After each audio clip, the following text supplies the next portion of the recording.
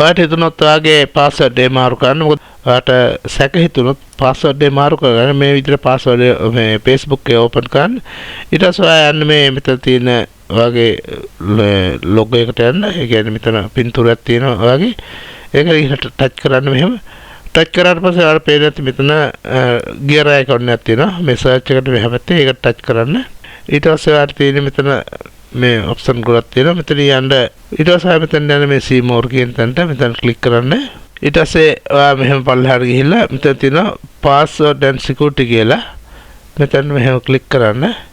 එතකොට ඔයාට මෙතනින් තියෙනවා change password කියලා. මෙන්න මෙතන මෙහෙම කරලා ආයි ඔයාගේ ප්‍රොෆයිල් එකට මෙහෙම ක්ලික් කරාම මෙතනින් ඔයාට පෙන්නනවා ඔයා දැන් මේක මාරු කරනවා නම් ඔයාගේ හරි පාස්වර්ඩ් එක මේ පළවෙනියටම දාන්න ඕනේ. ඊට පස්සේ මේ දෙවෙනි පාස්වර්ඩ් ඔයා කියන්නේ අලුතෙන් දාන පාස්වර්ඩ් ඊට පස්සේ දාන්න ඕනේ.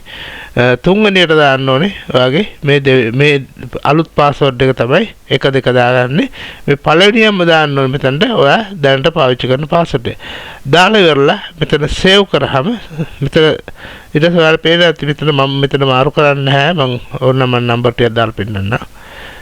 මේ විදිහට නිකන් නම්බර් ටිකක් දාලා පෙන්නන්න. මම දැන් මෙතන දාන්න ඕනේ එකම විදිය මේක බලමු 1 2 3 4 5 6 දාලා මෙතනට 1 2 3 4 5 6 ඔයාට මේ පාස්වර්ඩ් එක දාන්න ඕන මේ හොඳ පාස්වර්ඩ් එකක් දාගන්න ආරක්ෂිත ඒ ගැන මගේ ලින්ක් එකක් ඕන මම යටින් දාලා තියන්න කොහොමද පාස්වර්ඩ් ස්ට්‍රෝන් පාස්වර්ඩ් එකක් හදාගන්න කියලා. දැන් මෙන්න මේ විදිහට ඔයා දාගෙන ඉවරලා මෙතන change password කියලා මෙතන ක්ලික් කරාම ඔයාට ඔයාගේ පාස්වර්ඩ් එක මාරු වෙනවා. හොඳට මතක තියාගන්න ඔයාගේ පාස්වර්ඩ් එක නැත්නම් ඔයාට මෙතන පාස්වර්ඩ් එක අමතනොත් එහෙම ඔයාට ප්‍රශ්නයක් වෙන නිසා.